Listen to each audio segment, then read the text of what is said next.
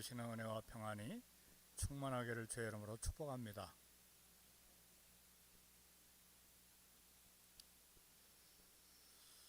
영국 소설가이면서 문명 비평가인 H.G. 웰스라고 하는 사람의 소설 중에 대주교의 죽음이라는 단편 소설이 있습니다. 대주교는 영국 국공의 앵글리칸 처치 성공의 최고 성직자이지요. 대주교가 날마다 습관처럼 이런 기도를 했습니다. 오 전능하신 하나님 아버지, 간절한 심장으로 그렇게 전능하신 하나님 아버지 이름을 부른 것이 아니라 늘 했던 습관, 형식을 따라서 오 전능하신 하나님 아버지, 그렇게 습관처럼 기도를 했는데 어느 날 하나님의 음성이 갑자기 귀에 들렸습니다. 그래, 무슨 일이냐? 그 말을 듣는 순간 대주교가 심장마비를 일으켜서 죽고 말았다고 하는 단편소설 이야기입니다.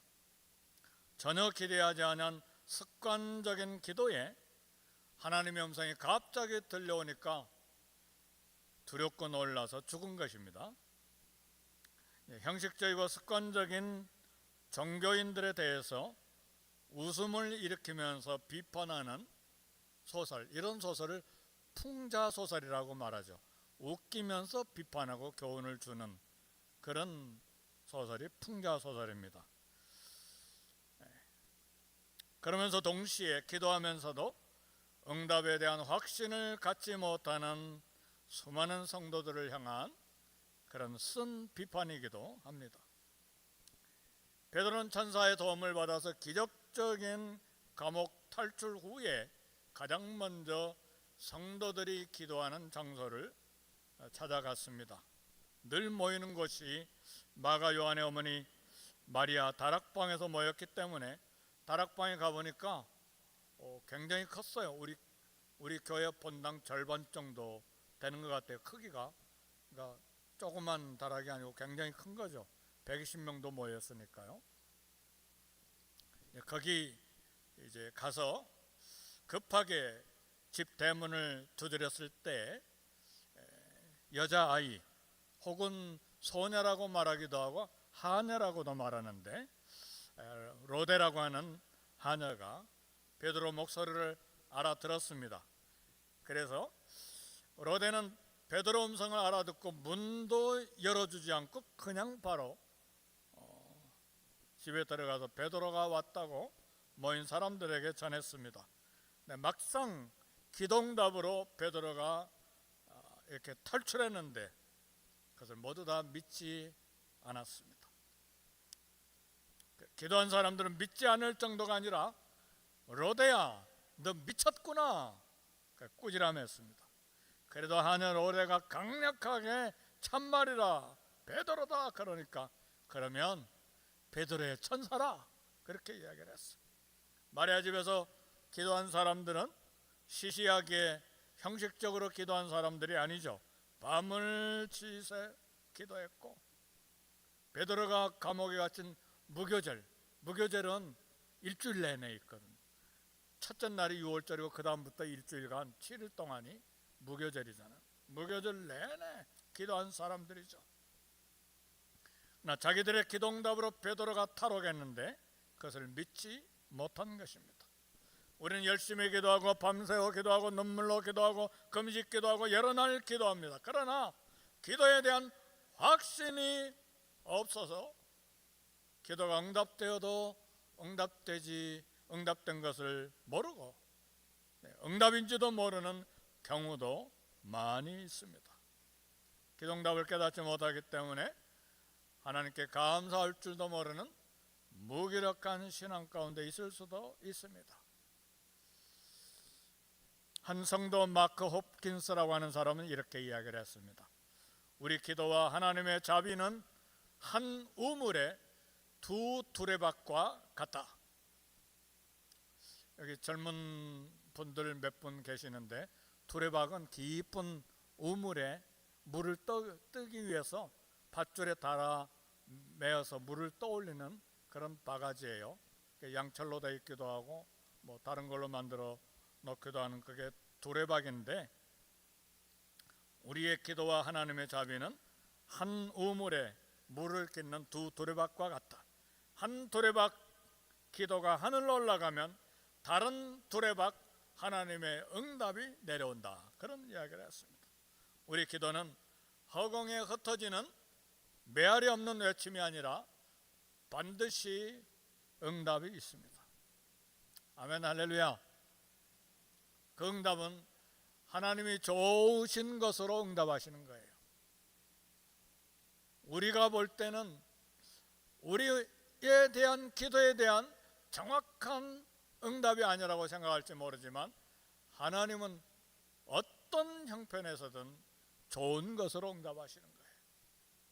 바울은 자기의 질병을 좀 고쳐달라고 하나님께 여러 번 기도했습니다. 하나님은 기도를 응답하신 것이 아니라 사도 바울에게 기도 응답이 내려왔어요. 근데 그 기도 응답은 좋은 것으로 기도 응답을 하셨어요. 내 은혜가 내게 족하다.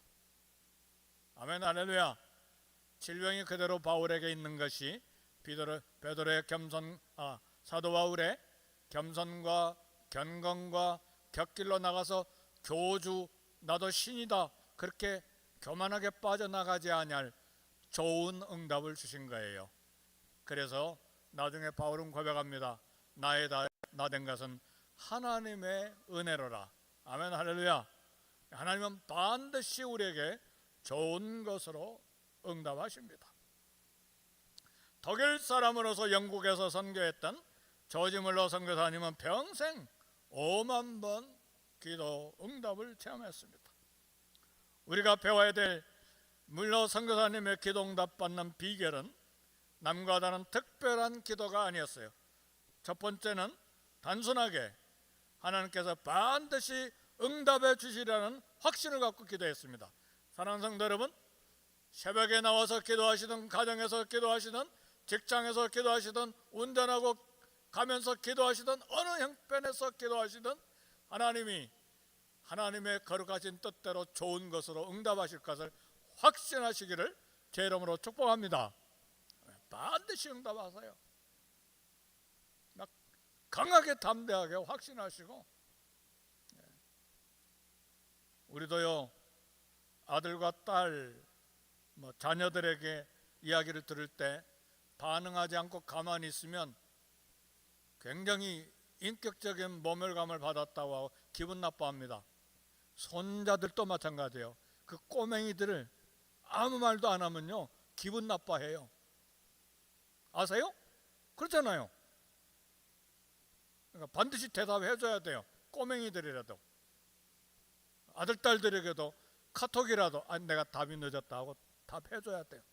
하물며 전능하신 하나님, 우리를 위해 피를 쏟아 구원해 주신 우리 아버지, 아빠 아버지가 왜 우리 기도에 응답을 안 하세요? 반드시 하십니다.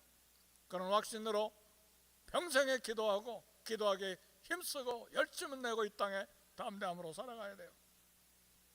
조지 물러 선교사님의 두 번째 기도 응답 받는 비결은 기도 후에 하나님께서 어떻게 응답을 이루어 주시는지 늘 살폈어요.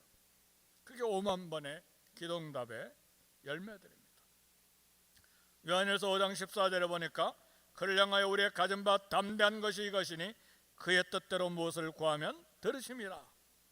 아버지 하나님의 마음에 맞는 기도 할 때에 담대한 확신할 것이 있는데 그건 무엇이냐? 하나님의 뜻대로 구하면 들으심이라 그랬어요. 기도의 능력을 체험하고 기도의 효력을 충분히 누리면서 사는 사람은 많지 않아요. 세상에 수많은 크리스찬들이 있지만 정말 기도를 즐기면서 기뻐하면서 그 기도의 효력을 누리면서 사는 사람이 소수라 그 말이죠. 요한복음 14장 14절에 유명한 말씀이잖아요. 내 이름으로 무엇이든지 내게 구하면 내가 행하리라 그랬잖아요. 우리 주님의 응답에 대한 약속의 말씀이에요. 우리 주님의 인격을 걸고 약속하신 말씀이에요. 우리 주님 신실하십니다. 저와 여러분들도 인격 때문에 약속한 것 반드시 지키려고 애를 쓰잖아요. 맞습니까? 그렇잖아요. 저도 마찬가지예요. 목사가 입에서 한 말 그거 지키려고 애를 쓰잖아요. 잊어버렸으면 어쩔 수가 없는 거죠. 기억이 안 나면 어쩔 수 없지만, 그러나 우리 주님은 그런 분이 아니시잖아요. 반드시 약속을 지키는 분이죠. 그래서 그분이 저와 여러분에 말씀하십니다. 내 이름으로 무엇이든지 내게 구하면 내가 행하리라.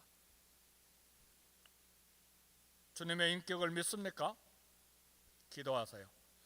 예루살렘 교회 성도들이 밤새워 기도한 응답은 베드로가 감옥에서 탈출한 것입니다. 굉장한 기적이죠. 어떤 기적입니까? 한 번에 4명씩 4교대로 베드로를 감옥에 집어넣고 철통같이 감시했어요. 긴 쇠고랑으로 감시 병사의 손을 묶고 베드로의 한쪽 손을 묶고 또 다른 감시원에게 쇠고랑으로 묶고 다른 베드로의 손을 묶고 그리고 첫째 문, 둘째 문, 철문까지 다 철저하게 4명씩 4교대로 16명이 지키고 있었는데 기적적으로 나왔잖아요. 병사들은 몰랐어요. 하나님의 기적이죠. 하나님께서는 이 성도들의 기도에 대해서 베드로 구출로 끝나지 아니하고 하나님의 사도 야고보를 칼로 죽인 헤롯 아그리파 악행에 대해서 공의로 심판을 하셨습니다. 첫 번째로 생각할 것은 교만한 헤롯의 죽음입니다. 졸지의 헤롯은 베드로를 놓쳐버렸어요. 왕으로서 체면이 말이 아니었어요. 한 번에 4명씩 4교대로 베드로를 지킨 건 아마 제 생각에는 헤롯의 아이디어였던 것 같아요. 왜냐하면 많이 소문을 들었잖아요. 여러 번 사도들이 감옥에 있었는데 막 성전에 가서 막 설교하고 있고 그런 일이 여러 번 있었잖아요. 그러니까 막 단단히 막 이렇게 한 것 같은데 놓쳐버렸어요. 체면이 말이 아니죠. 병사들을 풀어서 감옥을 빠져나간 베드로를 수색하도록 명령했는데 아마도 기도의 장소 마리아 집 다락방도 병사를 보내서 수색했을 거예요. 이때 베드로는 로마로 갔다는 말도 있고 안디옥 교회로 갔다는 말도 있는데 우리는 잘 모르죠. 중요한 것은 사도 베드로가 헤롯에게 다시 잡히지 않았다는 사실이에요. 얼마 후에 예루살렘 총회에 베드로가 참석한 것을 보니까 멀리 간 것은 아니었어요. 중요한 것은 하나님께서 성도의 안전을 위해 깊은 곳에 보호해 주시고 계셨다는 사실입니다.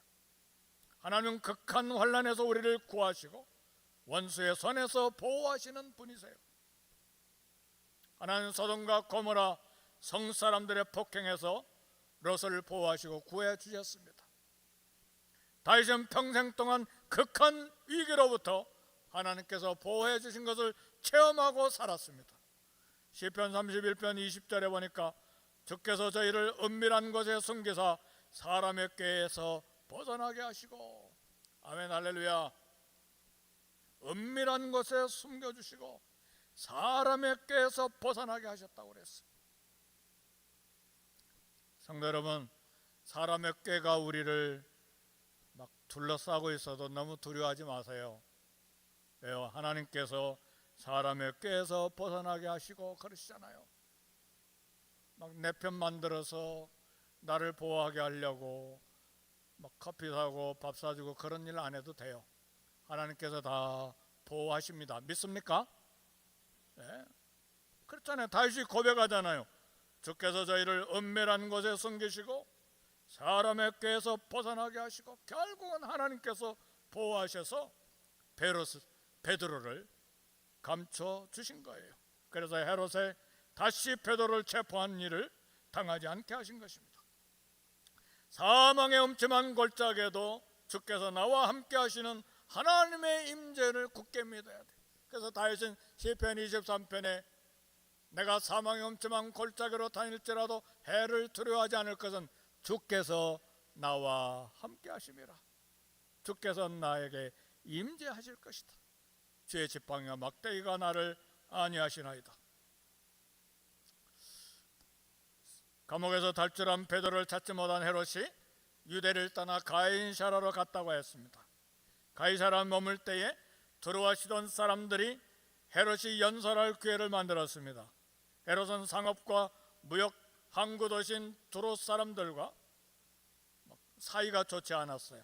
아마도 두루와 시돈은 상업과 무역 항구 도시이기 때문에 무역 문제로 아마 헤롯이 두루와 시돈 사람들 문제가 생겨서 싫어했던 것 같아요.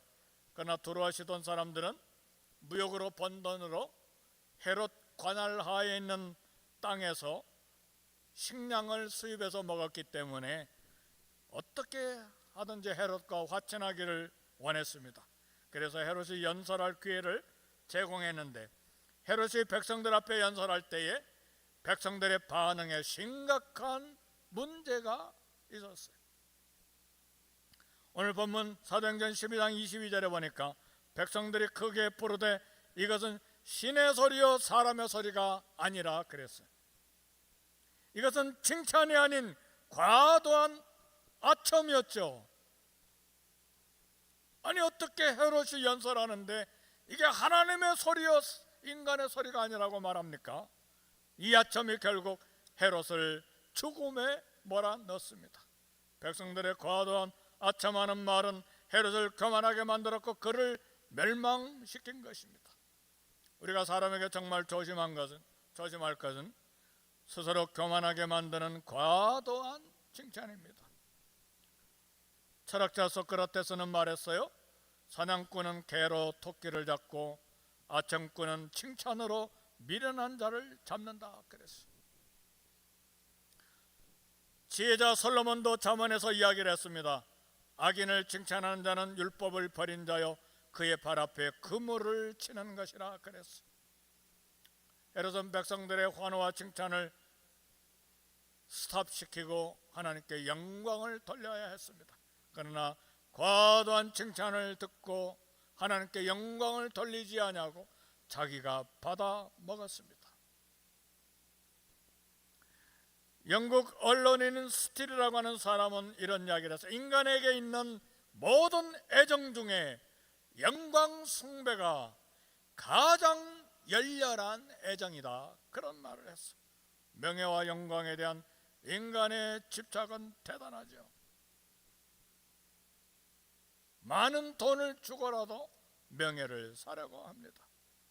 모든 영광을 하나님께 돌리는 것이 건강한 신앙인의 자세요, 건강한 태도입니다.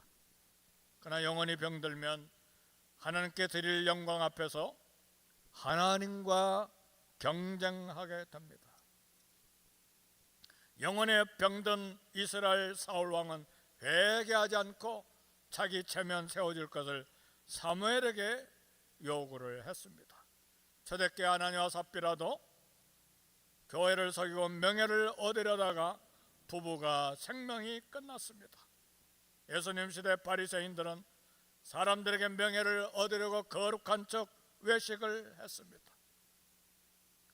세례 요한의 사역 자세가 우리에게 모범이 됩니다. 세례 요한은 고백했어요. 그는 흥하고 나는 쇠하여야 하리라. 세례 요한은 철저하게 신랑 예수님과 경쟁하는 것을 피하고 자신을 낮췄어요. 우리 주님은 자신을 낮추되 하나님의 영광만을 구했을 때 아버지 하나님이 보상하셨어요.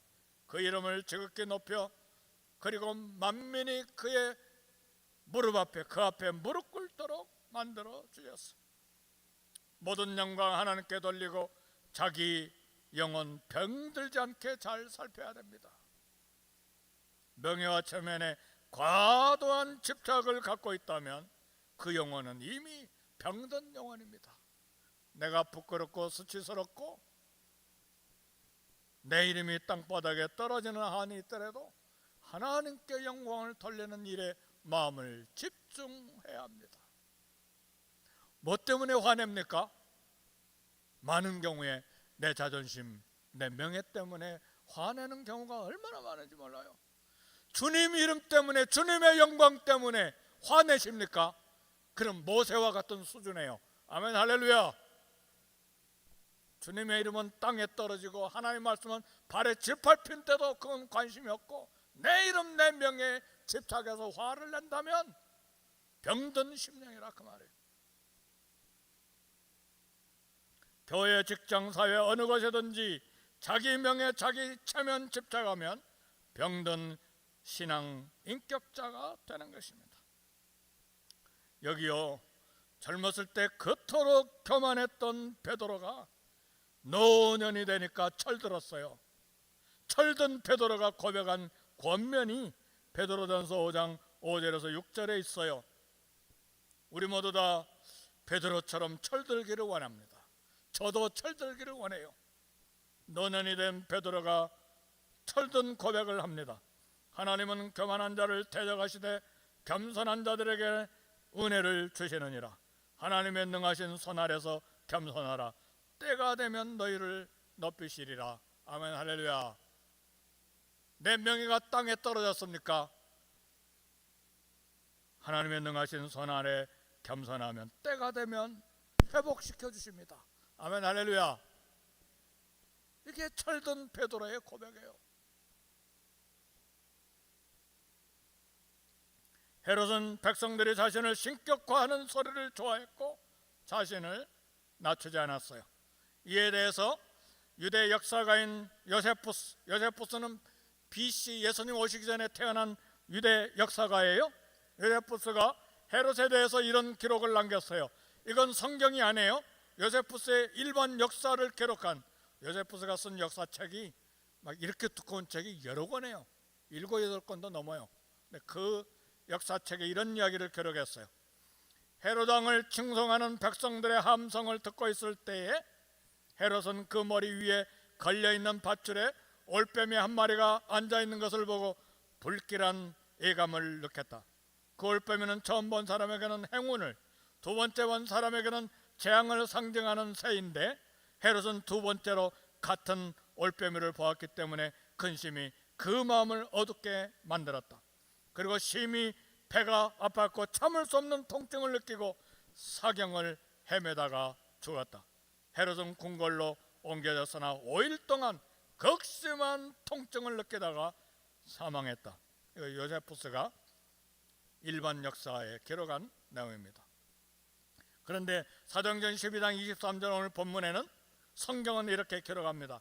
헤롯이 영광을 하나님께 돌리지 아니하므로 주의 사자가 곧 친히 벌레에게 먹혀 죽으니라 그랬어.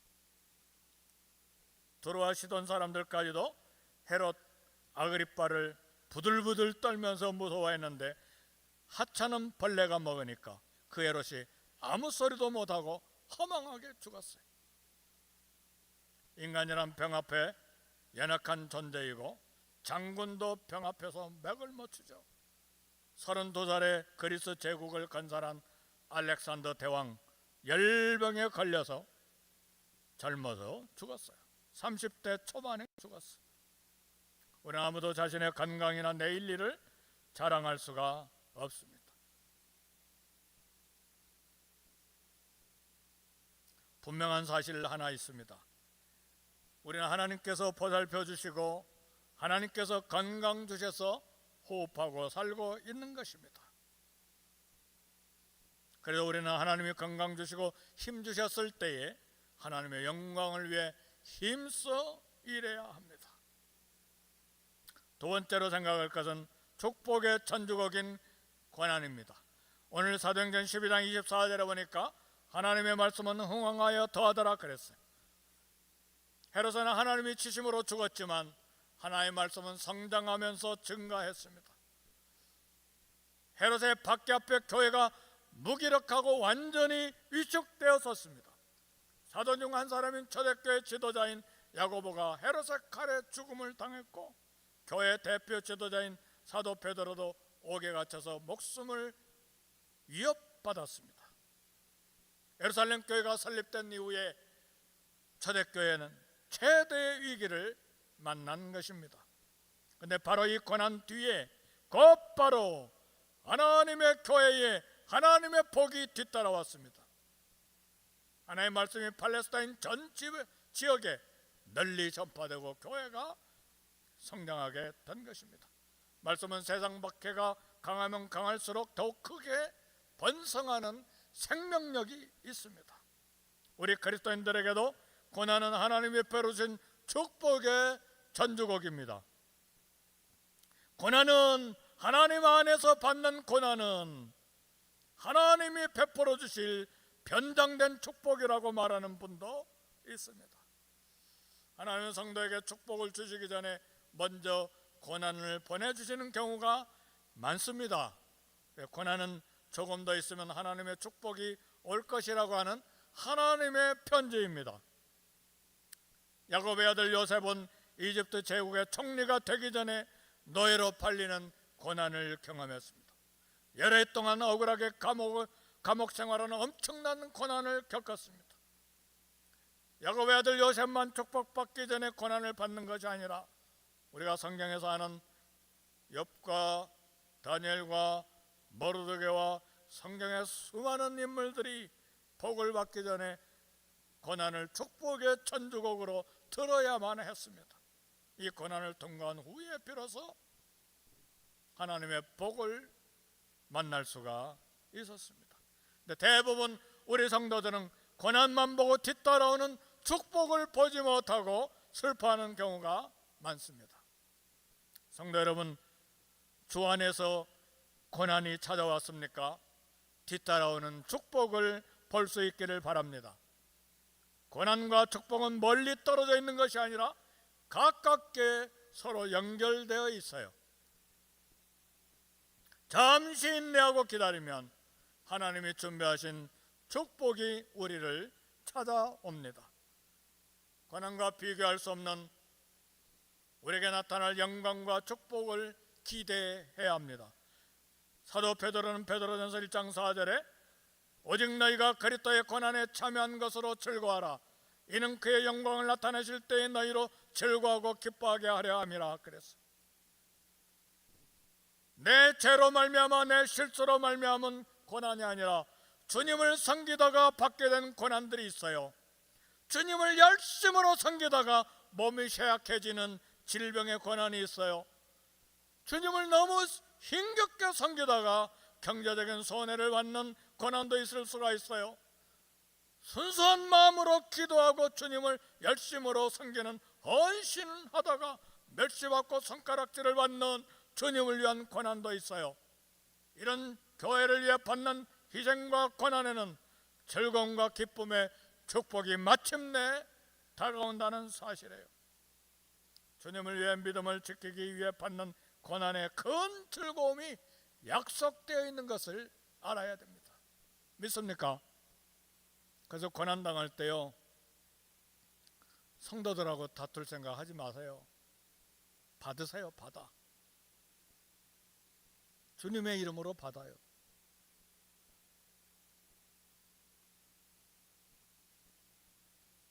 몇 년 전에 미랄 선교단의 아가페 캠프 봉사하러 갈 때 이지선 자매를 만났어요.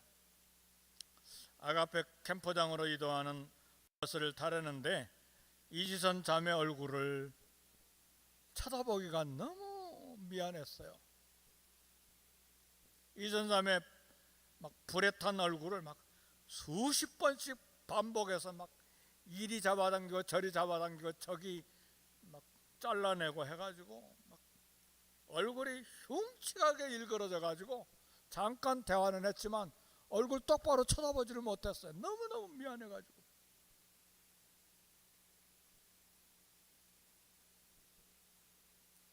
UCLA를 졸업하고 한동대학의 여교수가 되어서 한동대학 교수로 학생들을 가르치고 있죠. 현재 여대생 시절에 교통사고를 당해서 중화상을 입고 그야말로 수십 번 수술을 했어요.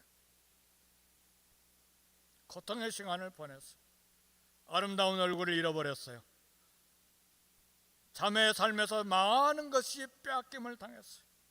술 취한 운전수 실수로 일어난 교통사고, 그녀 인생을 송두리째 짓밟았어요.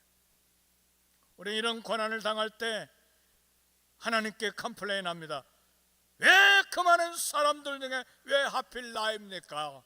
왜 나입니까?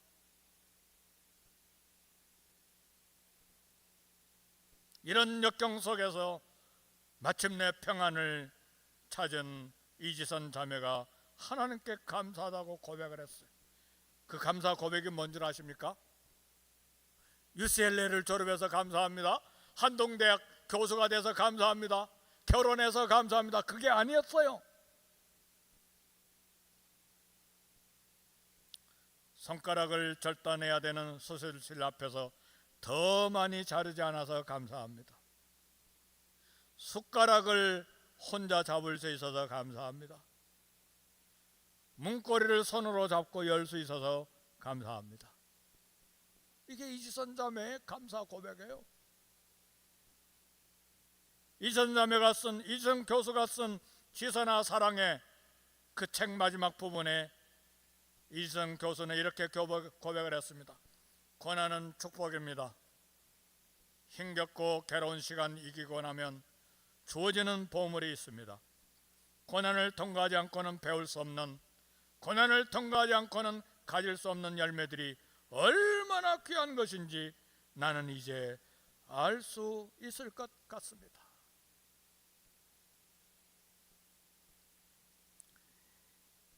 이지선 자매에게만 고난이 축복인 건 아닙니다. 오늘 저와 여러분들에도 고난이 축복입니다. 그리스도 안에서, 하나님 안에서 이 땅을 살아간 수많은 성도들이 고난 속에서 그들의 삶이, 그들의 믿음이 단단하게 연결어지고 그들의 인격이 그리스도의 성품을 단단하게 만들어져가는, 다듬어져가는 고백을 했습니다. 고난에는 하나님의 비밀한 뜻이 있고 고난은 축복을 위한 전주곡입니다. 우리를 사랑하시는 하나님의 계획을 신뢰하고 모든 고난 중에서도 감사할 수 있는 저와 여러분이 되시기를 주의 이름으로 축복합니다. 우리 말씀 생각하시면서 1, 2분간 통성으로 기도하십시다. 하나님 아버지,